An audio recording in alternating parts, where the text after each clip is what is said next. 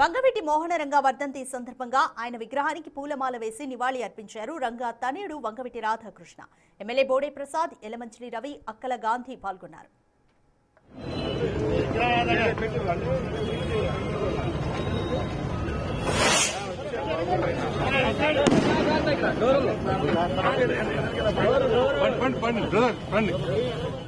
వంగవీటి మోహనరంగ ప్రాంతాలు, కులాలు, పార్టీలకు అతీతంగా అందరూ ఆరాధించే వ్యక్తి అన్నారు రాధాకృష్ణ.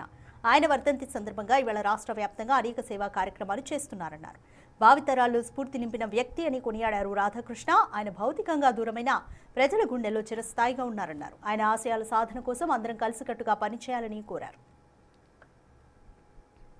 ఆయన పేరు మీద కార్యక్రమాలు చేస్తూ ఉన్నారు. భావితరాలకి స్ఫూర్తిగా నిలిచిన ఒక నాయకుడు అంటే వంగవీటి మోహనరంగ గారు. ప్రాంతాలకు అతీతంగా, కులాలకు అతీతంగా, పార్టీలకు అతీతంగా అందరూ కలిసికట్టుగా ఆయన ఆదర్శంగా తీసుకున్నారు. కాబట్టి భౌతికంగా దూరమైన ఇన్ని సంవత్సరాల తర్వాత కూడా మనందరూ గుండెల్లో ఉన్నారు. ఆయన స్ఫూర్తిగా భావితరాలు కూడా తీసుకుంటారని చెప్పని, ఆయన ఆశయ సాధన కోసం అందరూ కలిసికట్టుగా పనిచేస్తారని చెప్పని కూడా మనస్ఫూర్తిగా కోరుకుంటూ ఉన్నారు.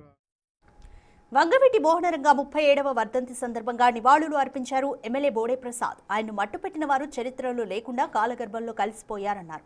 నేటికి అభిమానులు స్వచ్ఛందంగా ఆయన పేరు మీద సేవా కార్యక్రమాలు నిర్వహిస్తున్నారన్నారు.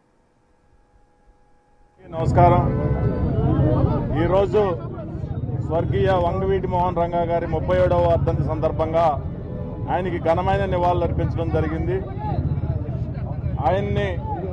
ఆయన భావజావాలు, అలాగే ఆయన ఆశయాలు ఎవరైతే అనగదొక్కాలని ప్రయత్నం చేశారో, ఆయన ప్రాణాలు లేకుండా మట్టు పెట్టారో వాళ్ళు చరిత్రలో లేకుండా ఈరోజు కాలగర్భంలో కలిసిపోయారు.